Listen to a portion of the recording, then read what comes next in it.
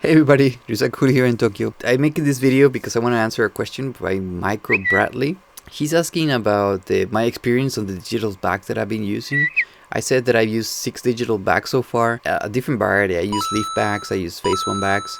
I never use a Hasselblad bag, but you know, I just wanted to share my experience with it. So here he goes.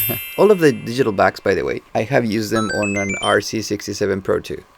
So I don't have any experience using I don't know, Pentax or Hasselblad or even the 645. Every single digital bag that I've used is in one of these cameras. So if you're looking to do something on a big camera, then I could give, you know, my opinion. And it's just my opinion. Don't go crazy about it. Right now I'm using a Phase 1, an IQ bag. So it's the IQ 140. And this is the one that I've been working with right now. I don't feel like I need to upgrade to anything right now. So I'm really cool with that one.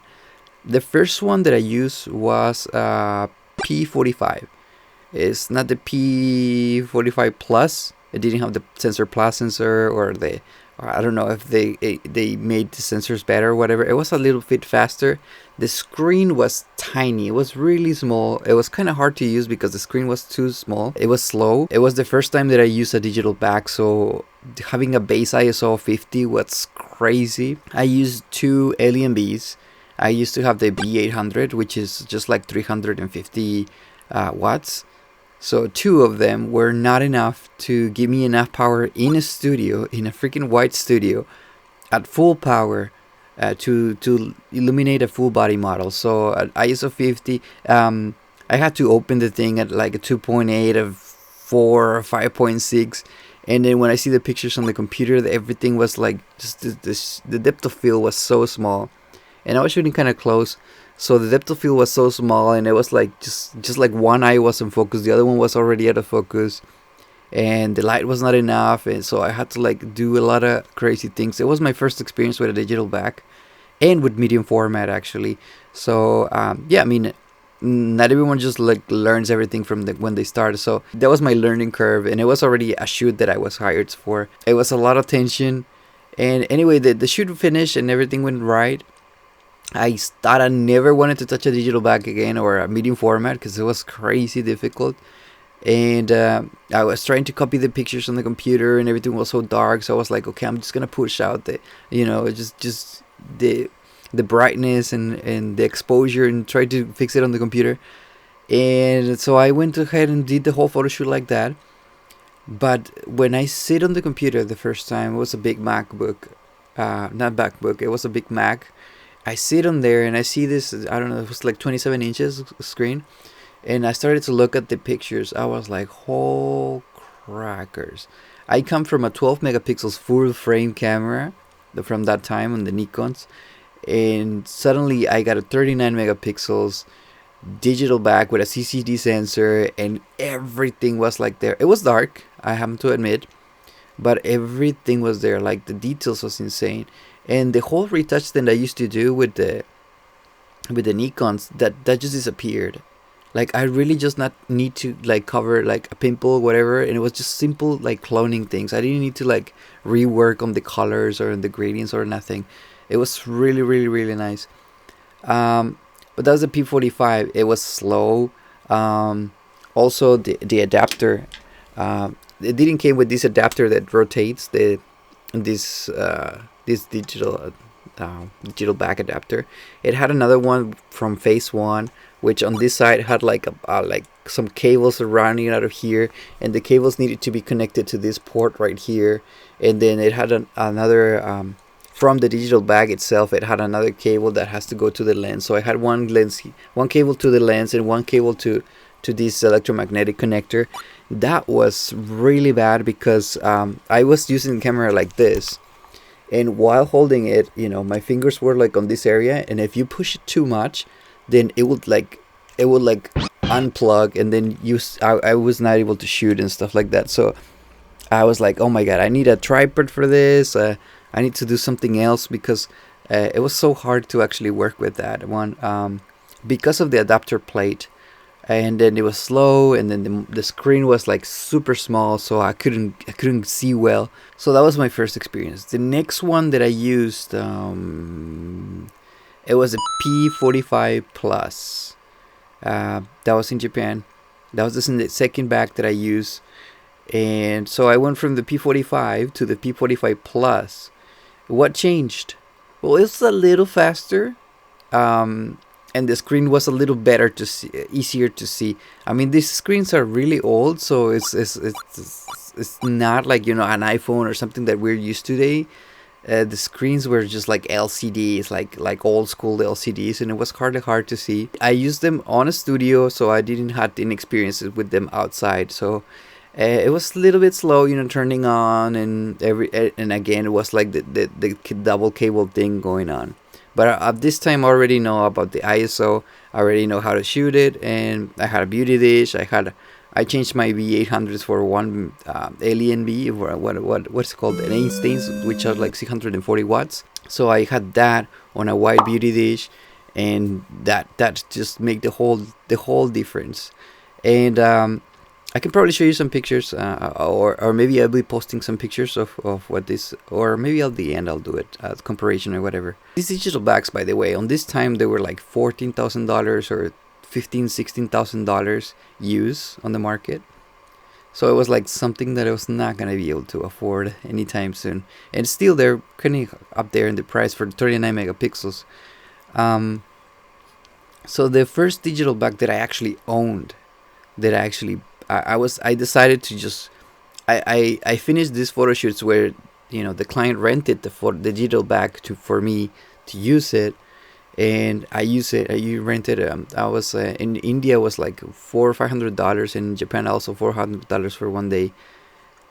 So I used the digital bags. I got so excited with the files that I received. It was so amazing.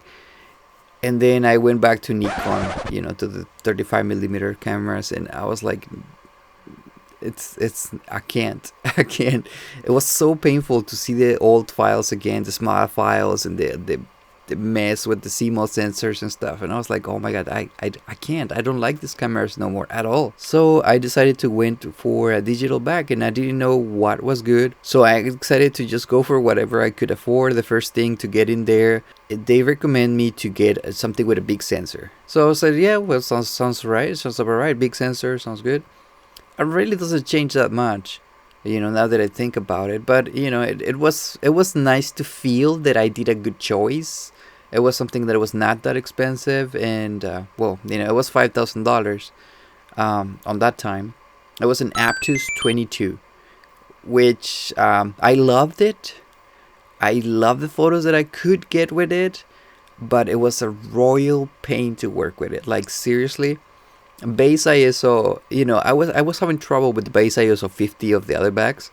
This was a 22 megapixel lift Aptus for the skin tones, and because I do people photography and all this good stuff, you know, I got onto all this good stuff. And no, I mean, what the data that these little bags receive from the CCD sensor, it's just numbers, right? And how they get interpreted, it depends on the software that you use to, or you know, it's not even on the digital bag. The digital bag just sends you the raw file. So what I was getting was a lot of like creamy tones. So I always had to like make them a little bit more punchy on the computer, because it was giving me too much creamy tones. I was like, I guess it's okay for skin, but I mean, it's beautiful. I mean, it's amazing. No comparison with the Nikon.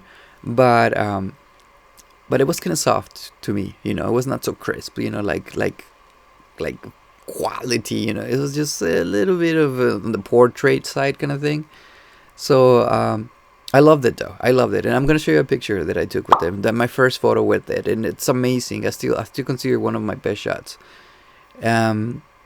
22 megapixels. I went from 12 to 22, and I was like, maybe this is not gonna be the difference. It was a huge difference. My portraits just changed it with that. Right now, that digital bag sells for maybe less than $3,000. The Aptus 22. Complaints: if you go outdoors, it's completely useless. If it's a little bit bright outside, you're not gonna be able to see the screen at all. I could like barely manage to. I set it up to see the histogram, and with the histogram, I would be able to barely distinguish, you know, the little mountain thingy. And as long as I don't have too much on the dark side or too much on the bright side, then I can guess that the exposure was okay, because I didn't have like a light meter or anything, and if I shoot with lights, and it was like so much more difficult. So I do a lot of tests, you know, just like try to do a setup, you know, use the force.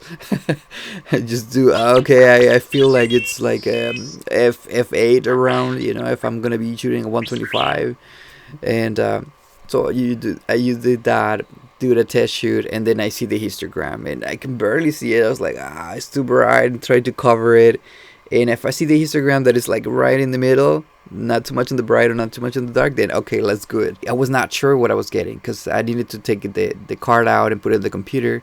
I was not shooting tether, and much less on location that time. So it was really hard, but then I got started to get used to the using the histogram there. When I used it in the studio, no problems. I could actually see it. Another complaint was the loading time. It takes forever, you know. I did a video turning on the digital back of the Aptus, and it's just slow. I mean, they're old cameras, digital back, so they're a little bit slow.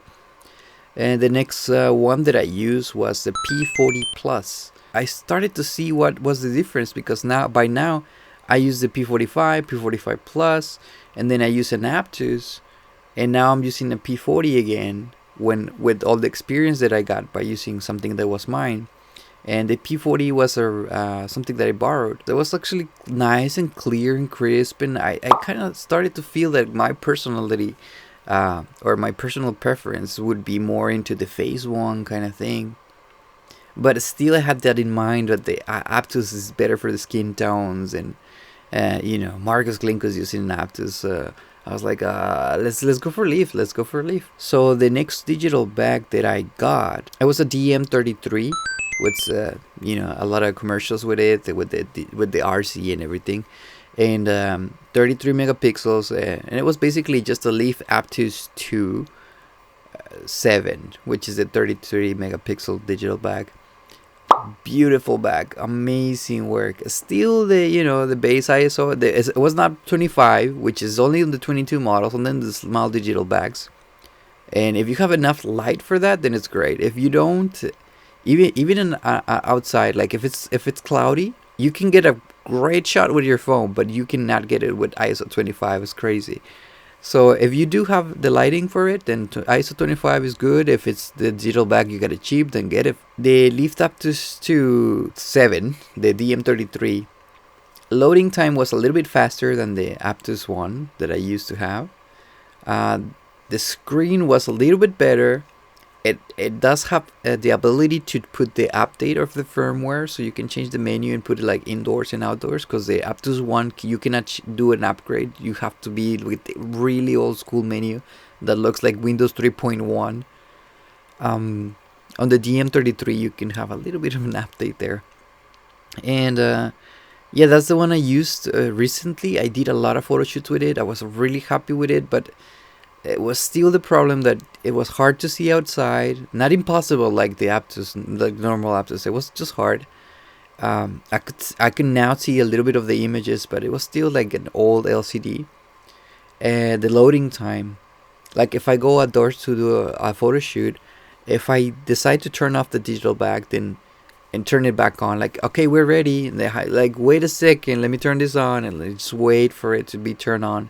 And that, I don't know, I just feel it kind of just blocks your mood. Some people say it's like, it's nice that it slows you down. Well, it's not nice if people's waiting for you, you know. It's like, hold on, let me just, yeah, like I seriously didn't know. You feel so desperate, like I was starting to blow into the carry up.